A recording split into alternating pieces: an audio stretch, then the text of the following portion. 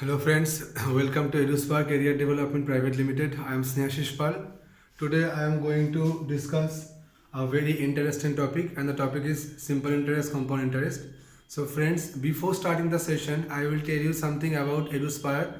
EduSpire is an institution where we train students for different kinds of competitive exams like CAT, MAT, ZAT, Bank, SSC and International Math Olympiad. So friends, without wasting any further time, let's begin the session.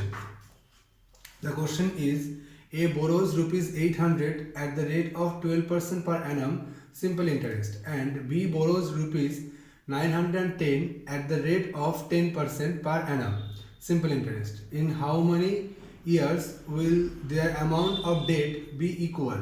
So the amount of debt means principal amount plus interest part.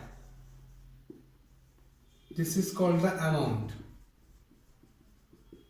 So if A borrows rupees 800, then rupees 800 plus 800 into 12 into T, because time is an unknown factor for this question, by 100 is equals to 910 plus 910 into 10 into T by 100. So we easily see that this is the date for A and this is the date for B. So this part is equal. Now 800 plus 96T is equals to 910 plus 91T. Now the difference between this part is 110 and the difference between this part is 5T. So therefore the value of T is 110 by 5, which is 22 years.